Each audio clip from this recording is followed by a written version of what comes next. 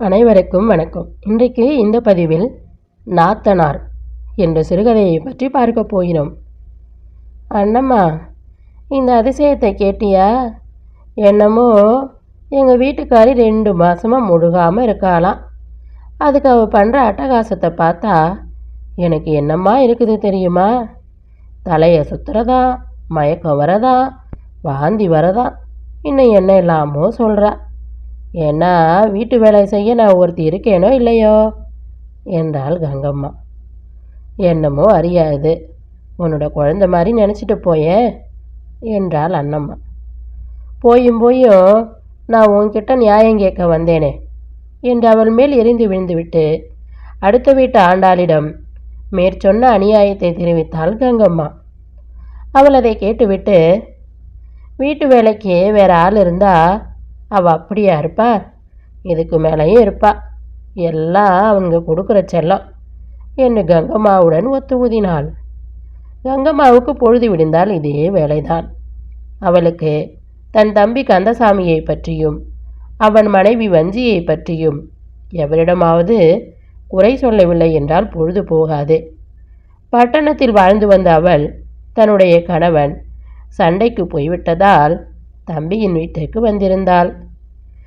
முதலில் அக்காளின் வருகையை அறிந்தபோது கந்தசாமி எவ்வளவோ சந்தோஷப்பட்டான்.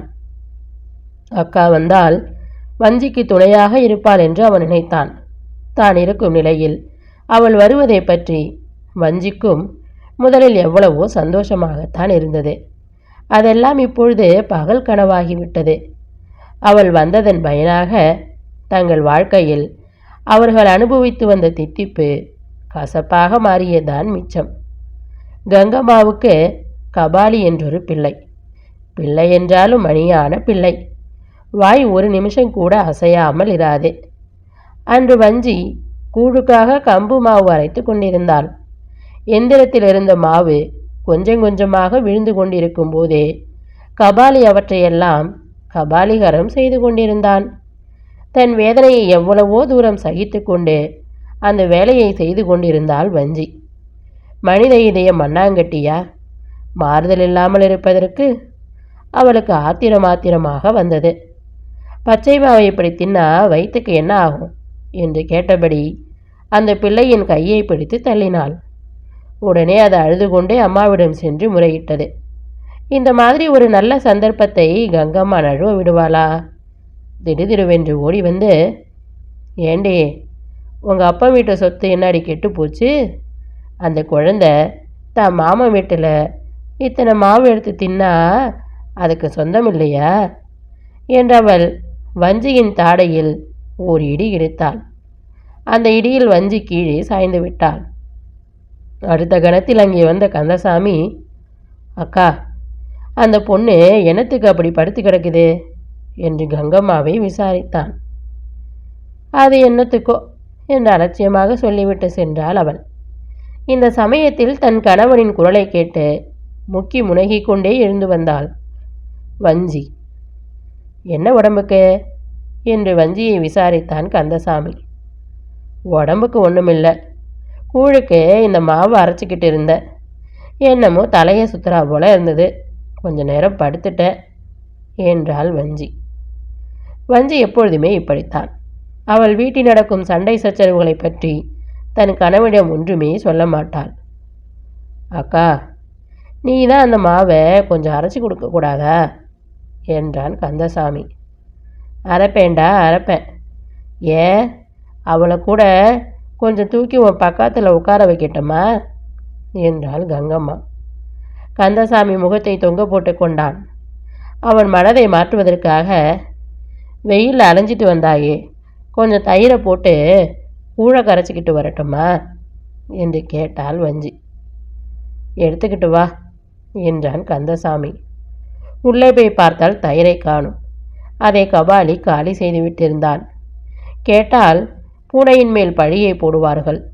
கேட்காமல் இருப்பதே நல்லது என்று தீர்மானித்து வெறும் கூழை கரைத்து கொண்டு வந்தாள் வஞ்சி.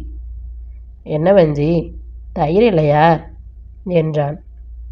இருந்தது, இப்போது பார்த்தா காணும், பூனை குடிச்சிட்டா போல இருக்குது என்று தன் ஆத்தனார் சொல்லப்போவதை தானே சொல்லி வைத்தாள் வஞ்சி. அப்பொழுது, இல்லை மாமா, நான் தான் குடிச்சிட்டேன் என்று சமத்தாக சொல்லி கொண்டே வந்தான் கபாலி. அட என் கண்ணு, குடிச்சிட்டியா போ என்று தன் வயிற்றெரிச்சலை வெகு லாவகமாக வெளியிட்டான் கந்தசாமி. சேர்ந்து வாழ்வதுதான் சிறந்தது என்கிறோம். ஆனால் வாழ்க்கையில் பார்க்க போனால் அதை போன்ற தொல்லை வேறொன்றும் கிடையாது என்று தோன்றுகிறது. தன் சுற்றத்தாருடன் நாம் பிரிந்து வாழும்போதோ அல்லது பிரிந்து செல்லும்போதோ இருக்கிற ஆசையும் அன்பும் சேர்ந்து வாழும்போதோ அல்லது சேர வரும்போதோ எங்கே இருக்கிறது? அன்று வஞ்சியை பிரசவத்துக்காக அழைத்து செல்ல அவளுடைய அம்மா வந்திருந்தார். அப்பொழுது, நீங்கள் என்னத்துக்கு அழைச்சிட்டு போகிறீங்க? இங்கே தான் இருக்கட்டுமே, எல்லாம் நான் பார்த்துக்கிறேன் என்றாள் கங்கம்மா. அவள் போய்விட்டால் வீட்டு வேலைக்கும் சண்டைக்கும் ஆள் கிடைக்காதே என்ற கவலை அவளுக்கு. இது தெரியாத வஞ்சி, ஆமாம்மா, எனக்கு கூட அவரை விட்டுட்டு வர்றதுக்கு என்னமோ மாதிரி இருக்குது. இங்கே தான் இருக்கிறேனே, எல்லாம் அந்த அம்மா பார்த்துக்கிறாங்க என்றாள். என்ன இருந்தாலும் 4 பேர் 4 சொல்லுவாங்க என்று சொல்லி வஞ்சியை தன்னுடன் அழைத்து சென்று விட்டாள் அவளுடைய அம்மா. வஞ்சி பிரசவித்து 3 மாதம் நடந்து கொண்டிருந்தது. கந்தசாமி தன் மனைவி அழைத்து போக வந்தான். அவனுடன் செல்ல வஞ்சிக்கு எவ்வளவோ ஆசை.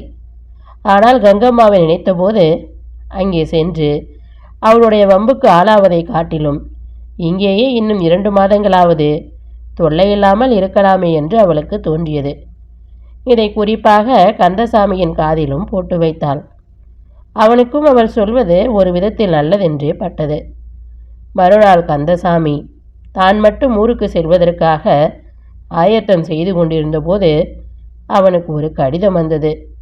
அந்த கடிதத்தில் எழுதியிருந்தது இதுதான்: சிரஞ்சீவி கந்தசாமிக்கு ஆசீர்வாதம். சண்டைக்கு போனவர் திரும்பி வந்து விட்டார்.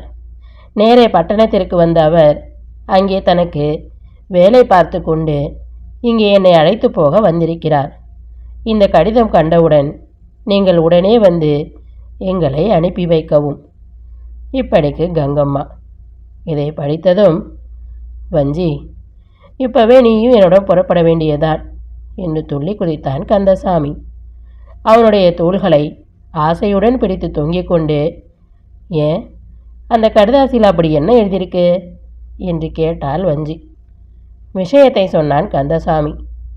அதை கேட்ட வஞ்சியின் வதனம் காலதேவனை கண்ட கமலம் போல பூத்தது. இந்த காட்சி எந்த நாத்தனாருக்கும் பிடிக்காத காட்சிதான். ஆனால் ஏன் பிடிக்கவில்லை என்றுதான் தெரியவில்லை. இத்துடன் இந்த கதை நிறைவடைந்தது. அடுத்து வரும் பதிவில் மற்றும் ஒரு நல்ல கதையுடன் சந்திப்போம். நன்றி, வணக்கம்.